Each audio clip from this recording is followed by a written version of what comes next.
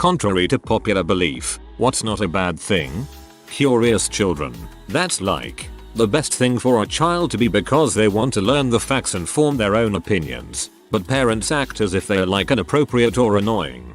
Curiosity in general, not just in children, is looked down upon, I think.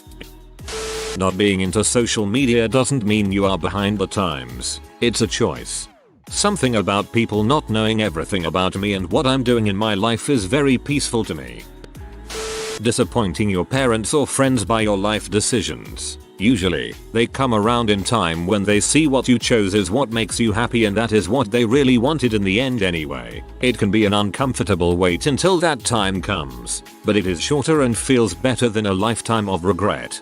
Or not. Some people are narcissistic pieces of crap who will never forgive you for choosing the wrong option. Putting your own happiness before the expectations of your family. This issue came up today and I'm glad I've just seen your comment. Almost like it was meant for me. Thank you. Breakups. Sometimes it's better to end things instead of trying to hold a failing relationship together. In my divorce group there was a saying, there are plenty of failed marriages where the parties are still together. I've heard a bunch of people spouting off recycling isn't worth it, it is even worse for the environment than just throwing it away. This is case of hearing something correct and just blanket applying it to everything. There are certain things that are undeniably better to recycle, specifically metals, and for glass and paper there are ways to make it environmentally positive. Plastics are the hardest due to contamination, but we can make it better as well as reduce single-use plastics. Yes, corporations tricked us into believing recycling was the key to fixing the environment, but that doesn't mean that recycling can't be useful. The slogan reduce, reuse, recycle was very deliberate as they put the best ways to help the environment in the order it's most effective. I searched through and didn't see this one, so sorry if it's already included, but not going to college is not a bad thing. I say this with some level of authority on the matter as I am a college professor, full-time, tenured, over a decade into the game. I have seen hundreds of students go to college who have no interest in learning. They go because they are told they have to in order to secure personal success and financial stability. So many of these students fail classes, destroy their GPA, don't graduate, take out a ton of loans, etc. There are so many people with college degrees working in food service, retail, hospitality, etc. And none of them really needed a college degree at all, yet they have one. They paid a ton for it, and now have to pay all those loans back for something they aren't using. And I get it. No time learning is time wasted. I truly believe that. But you don't need to be in college to learn. If you major in physics but refuse to leave your town of 20,000 people and have no interest in teaching, it doesn't matter if you got a 4.0, you'll be working slinging pizzas regardless. Gaming for a couple hours straight. If you enjoy doing it and don't neglect your life, there really is no difference to binge watching something or reading a book.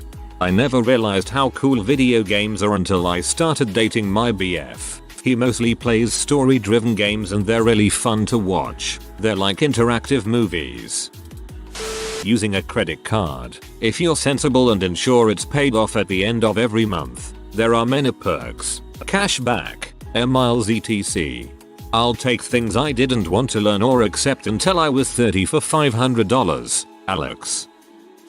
Contentment. I not only don't need an exciting life, I actively don't want one. One of my friends loves to travel and do crazy crap. Scuba diving, swimming with sharks, going on days-long backpacking trips. Not at all for me. She cannot fathom the fact I don't care for travel.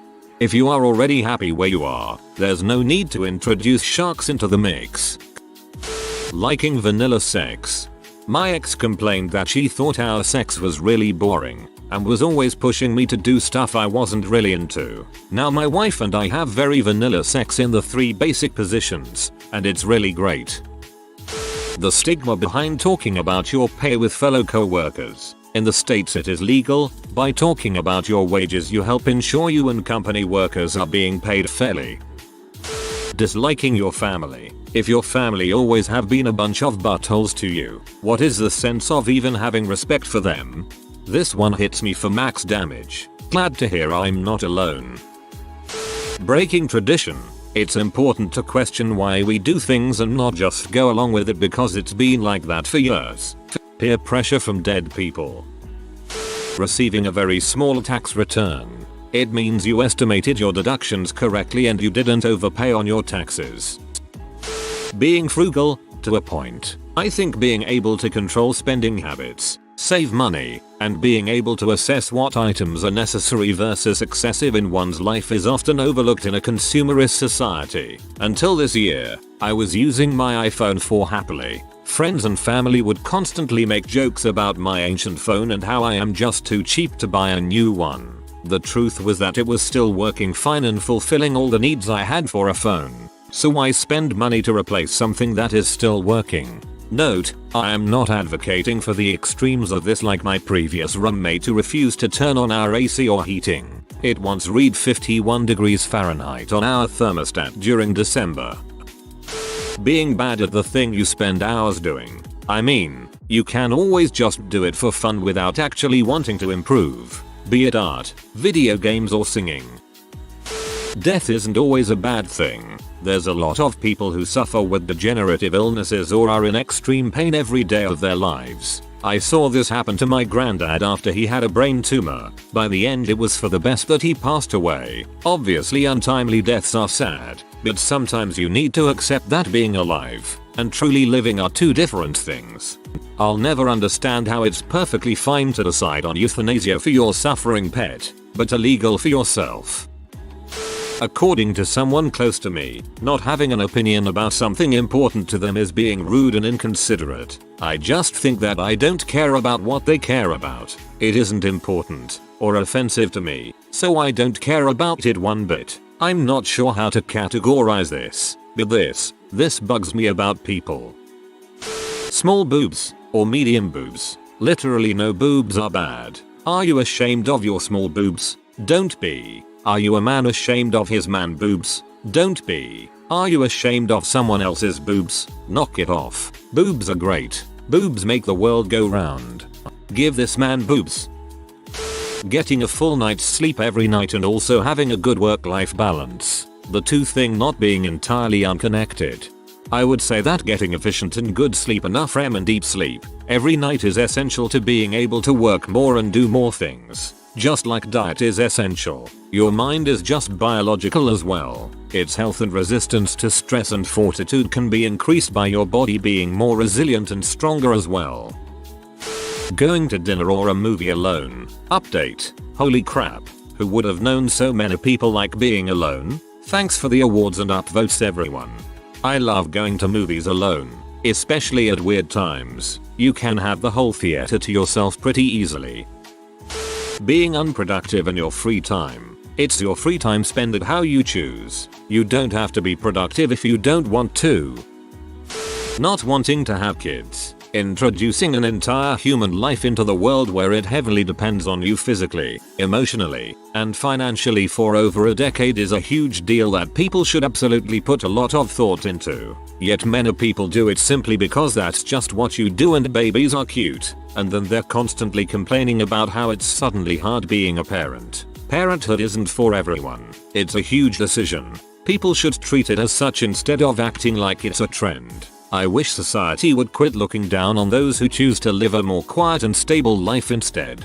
My daughter doesn't want kids. I support her decision 100% and I will never understand parents who try to convince or bully their children to give them grandchildren. That is not a right you have just because you raised a child to adulthood. Your child is a person in their own right with their own hopes and dreams. Being a virgin. Just because nobody has shoved themselves inside you or you haven't shoved yourself inside someone else doesn't mean you're worth any less as a person. In the words of UFC champion Alexander Volkanovski, there's nothing wrong with being a virgin and a nerd. Not liking animals. And this is coming from an animal lover. Some people just don't like them for various reasons, and so long as they don't mistreat them, they aren't monsters. Not being close with family. My family have done nothing wrong. They're good, generally non-toxic people. I quite like them for the most part. But I hate the idea of being obligated to family, giving up my time to go to a cousin's birthday that I haven't seen for years, or helping a distant relative move house. B Corseti Hearties W hat Farmy lies do. The blood that runs through me means nothing to me. I literally have family members that are anti-adoption. B but it's not your child. It's not the same. They think blood is freaking everything, yet I've legit been cut off by some family members just for being autistic. Using violence to defend yourself or others. It's sad that it comes to that, but if someone is heck-bent on causing you harm and your only choice is to use violence to stop them, it's not bad. It's sad that if you get into a fight at any school and you defend yourself, you also get in trouble. Crying.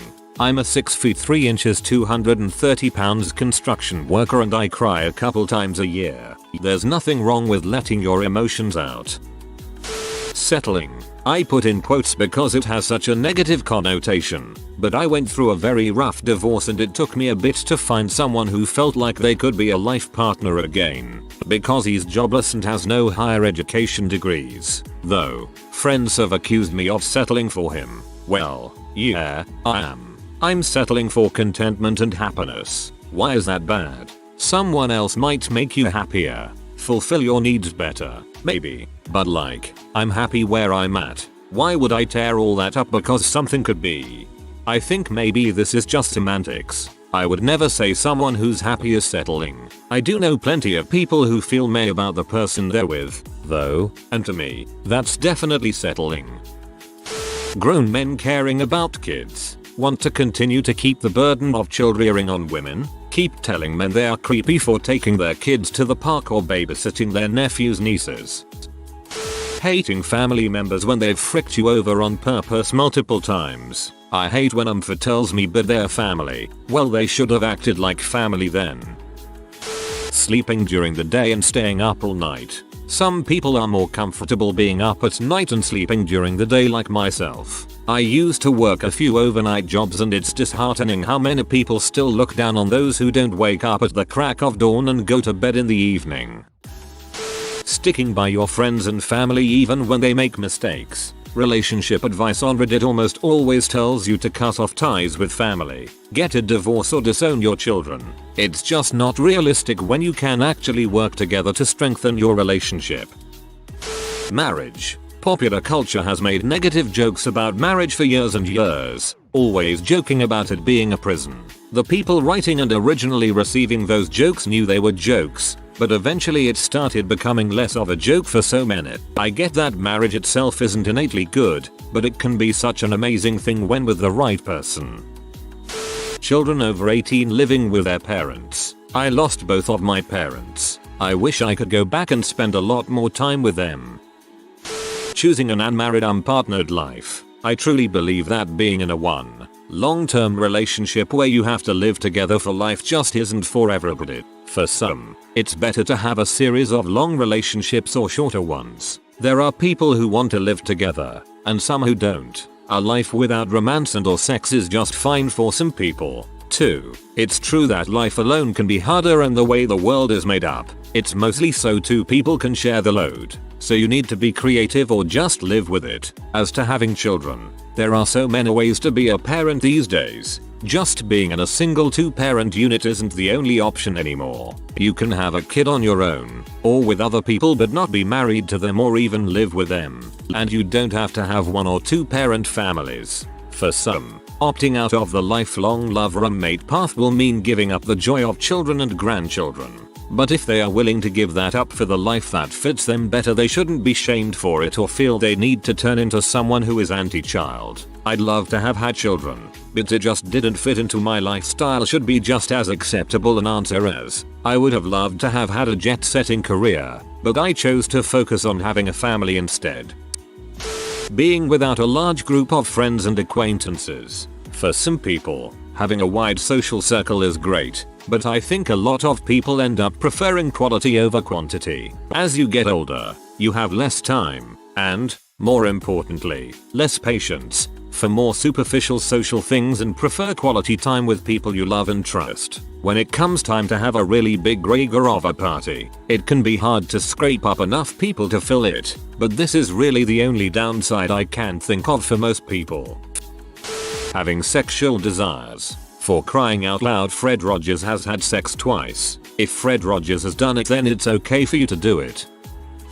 Relaxing. We have become a culture that seems to need stimulation 24/7. I know I have become wired, and I really need to just relax, and it's hard. Taxes. They pay for schools, the fire department, the FDA, and EPA. Yes, there are many ways taxes can be managed better. However, paying for these services we all use, whether we know it or not, keeps our society running. What many people call disrespect. Lots of adults dislike younger people making valid responses to their arguments, and they view it as disrespect rather than the lack of deference. If you are new to the channel, you can subscribe. I publish new videos every day. Until then, check another video.